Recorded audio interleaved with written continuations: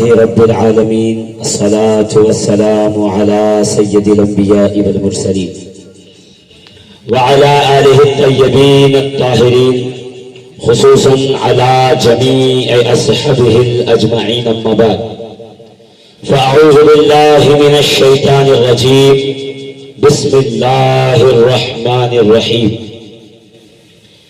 قل لا اسألكم علیہ اجرا إلا المودة في القربى آمنت بالله صدق الله العظيم وصدق رسوله النبي الأمين المكين المتين الكريم ونحن على ذلك من الشاهدين والشاكرين والحمد لله رب العالمين لي خمسة أطفي بها حر الوباء الحاتمة المصطفى والمرتضى وابناهما والفاطمة نادى عليا مظهر العجائب تجده عونا لك في النوائب كل هم وغم سينجلي بولايتك يا علي يا علي يا علي.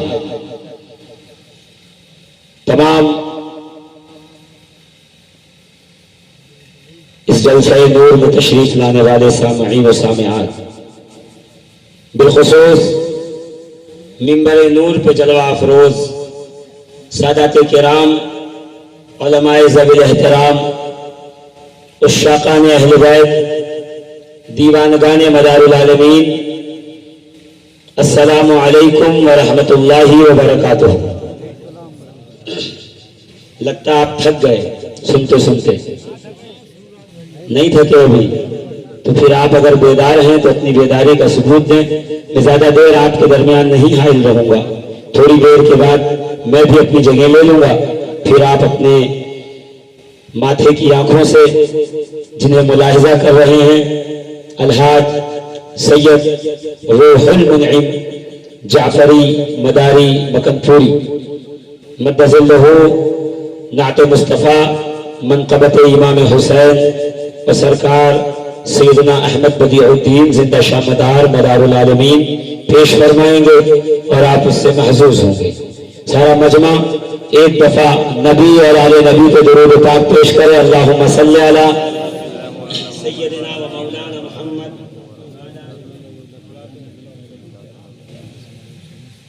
محمد مبارک وسلم صلاۃ و سلام علیکہ یا سیدی یا رسول اللہ صلی اللہ تعالی علیہ وآلہ وبارک وسلم. عزیزان محترم،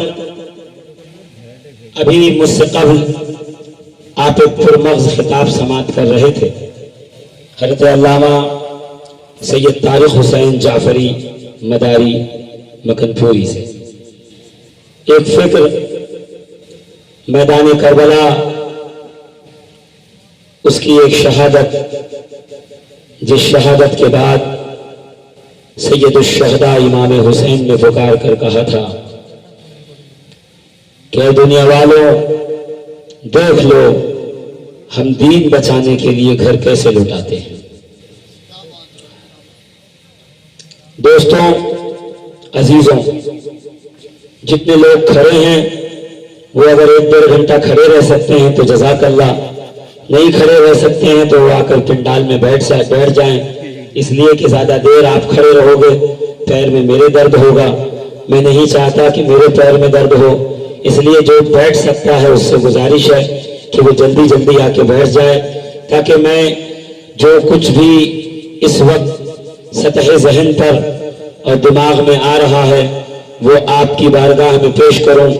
وہ سبق جو میں نے اپنے اکابر، اپنے علماء، اپنے مشائخ سے سنا ہے وہ آپ کی بارگاہ میں دہرا دوں کہ کربلا کیا ہے، کربلا کس کو کہتے ہیں، کربلا میں کیا ہوا. میں کہتا ہوں یہ جاننا ہے نا کہ کربلا کس کو کہتے ہیں، تو اس کے لیے ایک بار کربلا والوں سے محبت کرنی پڑے گی. اس کے لیے ایک بار کربلا والوں پہ جان نچھاور کرنے کا جذبہ بیدار کرنا پڑے گا. محرم کی دیگوں، شربت کی سبیلوں سے کربلا سمجھ میں نہیں آئے گی. کربلا سمجھنا ہے تو کبھی میدان کربلا میں آ کے سیدہ زینب سے پوچھو، جناب سکینہ سے پوچھو، जनाब रबाब से पूछो, उम्मे लैला से पूछो, सैयदा शहरबानों से पूछो, जनाब उम्मे कुलसूम से पूछो कि करबला किसको कहते हैं। कि एक खातून जब अपने जवान बेटे को खोती है, जब अपने नौनिहालों को खो देती है, जब अपने सर के ताज अपने शौहर को खोती है, जब मैदान करबला में अपनी आंखों से वो देखती है कि किस तरीके से उसका भरा का भरा घर लुट रहा है, बावजूद उसके सैयदी रसूलुल्लाह की नसीहत व वसीयत पर वो सब्र करते हुए फकत एक बात कहती नजर आती है, इन्नल्लाह मअस साबिरीन। मैं आहुवाला तो कर सकती थी, मैं रो तो सकती थी, मैं गरीबान चाक तो कर सकती थी, मैं रब की बारगाह में शिकवा तो कर सकती थी, मगर हुसैन बता के गए थे, इन्नल्लाह मअस साबिरीन। जो सब्र करेगा वो यहाँ भी कामयाब होगा और आखिरत में भी कामयाब होगा। अजीजान मिल्लत इस्लामिया, करबला सरापा सब्र है। और मैं तो हमेशा कहता हूं कि सिर्फ रोए जमीन पे एक करबला वाक़ई नहीं हुई, बल्कि कई करबलाएं हुई। कई दफा आले रसूल को तख्त ताराज किया गया, कई दफा आले रसूल के सरों को उनके तने अक़दस से जुड़ा करके मेजों पे सवार किया गया और गली गली कूचे कूचे घुमाया गया। कभी कूफे में, कभी शाम में, कभी बगदाद में, कभी अजरबैजान में, कभी इराक में, कभी यही सर मदीने की गलियों में घुमाया जा रहा है। नेज़े पे कभी हुसैन सवार दिखेंगे, कभी नफ्स ज़किया सवार दिखेंगे, कभी ज़ैद शहीद का सर उठाया जा रहा है, कभी असगरे दीबाज को जिंदा जिंदा दीवार में चुनवाया जा रहा है, कभी सरकार गौसे पाक के जंदे और जद्द अमजद सैयदना अब्दुल्लाह अल महस को मुखबिरी के खबर में कैद बंद की सहूलतों के बाद जिंदा मकान में रखकर उसको मिट्टी से बंद करवा दिया गया। दम घुट जाने की वजह से मौत हो गई। कभी सादात के घरों में घुसकर सैदानियों के दो गोद से छोटे छोटे दूध पीते बच्चे खींचे गए, उन्हें नेज़े की नोक पे उठाया गया, तलवार की धार पे उछाला गया।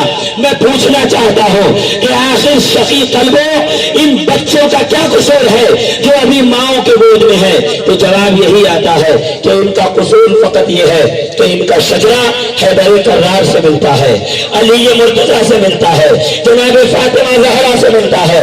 बस आले रसूल होने की वो सजा दी गई है छोटे छोटे बच्चों को।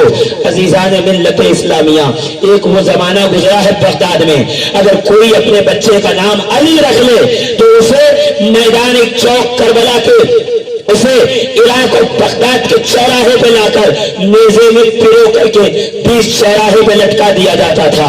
क्या आप भूल गए सैयदना इमाम ज़ैनुल आबिदीन सैयद सज्जाद के साहबजादे सैयदना ज़ैद शहीद को कत्ल किया गया।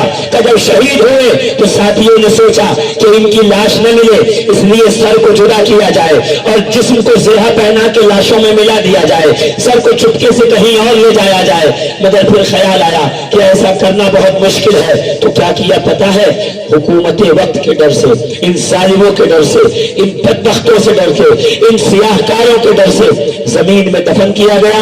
ऊपर से एक नहर गुजारी गई ताकि किसी को शक न हो कि इसमें कोई दफन है। मगर हुकूमत के कारिंदों ने अपनी शकील कलमी दिखाते हुए अपने मुखबिरों के जरिए मालूम किया, ज़ैद शहीद के लाशों को निकाला, सरे अक़दस को तन से जुदा किया। 4 साल 4 महीना 4 दिन तक बगदाद के चौराहे पे ज़ैद शहीद का सर, ज़ैद शहीद का जिस्म लटका रहा, यहाँ तक कि जिसमें अतहर से कपड़े पोसीदा होकर जमीन पर गिरे। और एक नेक और सालेह ताबई ने ख्वाब में ये देखा कि रसूलुल्लाह उस लकड़ी के नीचे खड़े हैं जिस पे रसूलुल्लाह के लख्ते जिगर सैयदना ज़ैद इब्ने ज़ैनुल आबिदीन इब्ने हुसैन इब्ने अली को जिंदगी के बाद, मौत के बाद आपके जिस्म अक़दस को लटकाया गया था। तो रसूल खुदा ख्वाब में बैठे हैं। उस सालेह और नेक शख्स ने कहा, या रसूल अल्लाह आप यहाँ क्यों बैठे हैं? तो मेरे आका ख्वाब में फरमाते हैं, कद कत्लो हो कद सलबो हो, लोगों मेरी औलाद को कत्ल किया गया है, मेरे बेटों को सूली चढ़ाया गया है। इस उम्मत से पूछो क्या अपने नबी के बेटों से ये सलूक करना चाहिए? क्या अपने नबी के बेटों के साथ ये तरीका इख्तियार करना चाहिए? अजीजा अजीजान मिल्लत इस्लामिया, आइए नफ्स ज़किया को देखिए, सरे अतवार को, सरे अनवर को तने अक़दस से जुदा करके नेज़े की नोक पे रख के बगदाद की गलियों में घुमाया गया, नक्कारे बजा के बताया गया जो बादशाह वक्त के खिलाफ जाएगा उसके सरों को ऐसे ही नेज़े पे उछाला जाएगा। आइए मैं आपको बताऊं, इमाम आजम अबू हनीफा हम मदारे पाक के मानने वाले, नारे तकबीर, नारे रिसालत, नारे हैदरी के बाद इमाम आजम के मसलक का नारा क्यों लगाते हैं? सुनो, इसलिए लगाते हैं कि हमने इमाम आजम को अहले बैत की डोरी पे पाया है, अहले बैत के दर पे पाया है, अहले बैत का गुलाम पाया है, अहले बैत के लिए अपना बुढ़ापा इमाम आजम ने जेल में काटा है, जहर खिलाए गए हैं, यहाँ तक कि बादशाह वक्त ने ऐलान कर दिया, खबरदार नुअमान इब्न साबित, अगर तुमने सैयद शहीद का साथ दिया तो हम तुम्हें कैदो बंद की सौबतों से गुजारेंगे, हम तुम्हें जेल में डालेंगे, हम तुम्हारा खाना पानी और तुम्हारे लिए जमीन तंग कर देंगे। तो इमाम आजम सैयदना नुअमान इब्न साबित ने फरमाया, सुन लो, तुम अगर पहाड़ भी मुझ पे नाजिल करो मुसीबतों का, आलाम का और मसाइब का, तो मैं आले रसूल का दामन नहीं छोड़ सकता हूँ, रसूलुल्लाह के जिगर के टुकड़ों का दामन नहीं छोड़ सकता हूँ, मुस्तफा करीम के शहजादों का दामन नहीं छोड़ सकता हूँ। इमाम आजम की उम्र 80 साल से ज्यादा हो चुकी थी। 30,000 दिरहम सैयद शहीद को भेजा, कहा लो हुकूमत वक्त के खिलाफ कयाम करो, जंग करो, अगर मैं बूढ़ा न होता तो मैं भी तुम्हारे साथ जंग में शामिल होता, अगर मेरे पास लोगों की अमानतें न होती मैं भी आपके साथ जंग में शामिल होता। बादशाह वक्त ने बुला के कहा, सुनो ऐ नुअमान इब्न साबित, ऐ इमाम आजम, अपना फतवा वापस ले लो, अपनी तहरीर वापस ले लो, कह दो कि ज़ैद शहीद बागी हैं, ये बगावत करने वाले हैं। तो इमाम आजम ने बगदाद के चौराहे पे खड़े होकर फरमाया, लोगों सुन लो, ज़ैद इब्न ज़ैनुल आबिदीन जो हुसैन के पोते हैं, उन्होंने हुकूमत के खिलाफ जो खुरूज किया है, इसमें शामिल होना, उनका साथ देना ऐसे ही है जैसे बद्र में रसूलुल्लाह का साथ देना है, उहद में रसूलुल्लाह का साथ देना है, खैबर और खंदक में ताजदार मदीना का साथ देना है। अब बोलो क्या हुआ? इमाम आजम अबू हनीफा को इस पीर सारी में, इस बुढ़ापे की उम्र में कैदो बंद की सोहबतों से गुजरना पड़ा, खाने में जहर मिला के दिया गया। नौमान शहीद तो हो गए मगर आले मोहम्मद का साथ नहीं छोड़ा, मुस्तफा करीम की औलाद का साथ नहीं छोड़ा। अजीजान मिल्लत इस्लामिया, इसीलिए हम इमाम आजम को अपना इमाम कहते हैं, इमामुल अइम्मा कहते हैं, इसलिए नहीं कि इल्म बहुत है, फकत इसलिए कि इमाम आजम के दिल में आले रसूल की अजमत बहुत है, आले रसूल का मकाम बहुत है, आले रसूल के लिए इज्जत और मर्तबा। अगर आप जिंदा हैं तो जरा जोर से कहिए, दोनों हाथ बुलंद करके कहिए, या हुसैन, या हुसैन, या हुसैन। अजीजान मिल्लत इस्लामिया, आज ये टिटपुंजिए मौलवी निकले हैं और या हुसैन की सदा बंद करवाना चाहते हैं, ये ताजिए पे फतवा दे रहे हैं, ये आलम पे फतवा दे रहे हैं, ये नक्कारा हुसैनी पे फतवा दे रहे हैं। कब? जब यजीद के दरबार में नक्कारा बजा तो इस मौलवी के कलेजे में आग नहीं लगी। जब फतह हुसैन का नक्कारा हुसैनियों ने बजाया तो इसे हराम समझ में आ रहा है, इसे कुफ्र समझ में आ रहा है, इसे गुनाह समझ में आ रहा है। सुन, कल शाम की गलियों में तेरे बाप दादा ने अपनी फतह का नक्कारा बजाया था, सैयदा ज़ैनब ने दरबार यजीद में उसके मुंह पे टमाटर लगा के बताया कि एक दिन तेरा था, कयामत तक मेरे भाई हुसैन का होगा।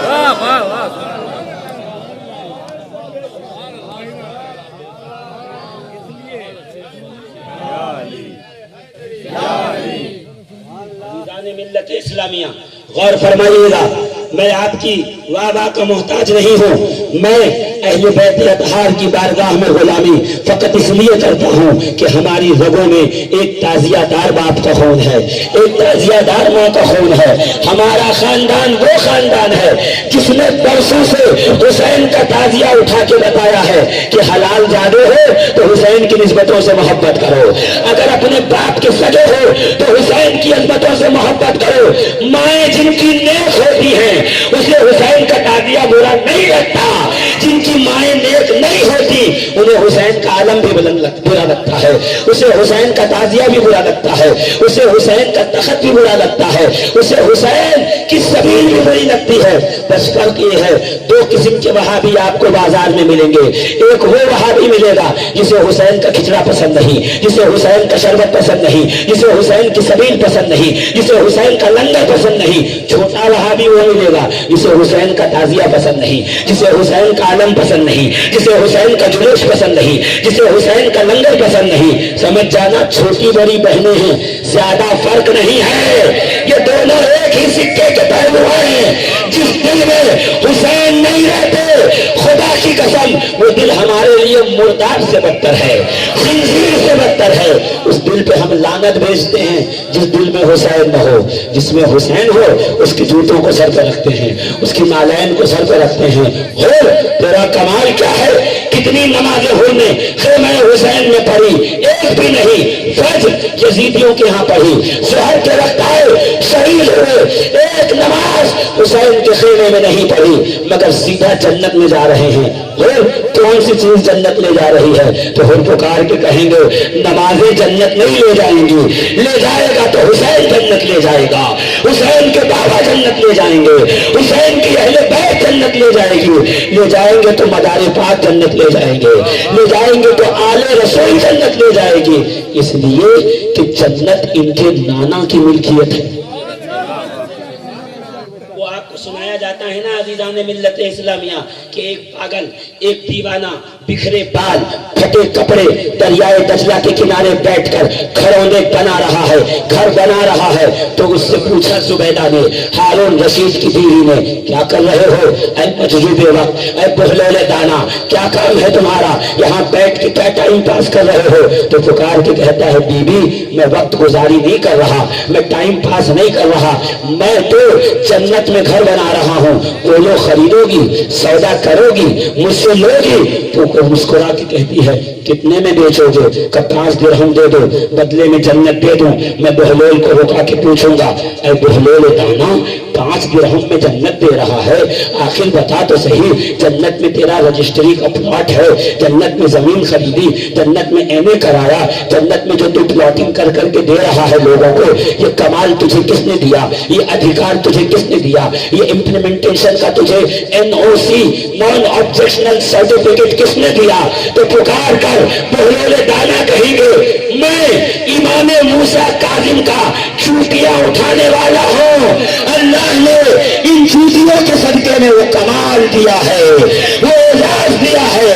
تو میرے امام نے کہا بہلول تو میرا غلام ہے, اور جنت میرے نانا کی ملکیت, قیامت میں تو جسے کہتا جائے گا ہم نانا سے کہتے جنت دلا کر.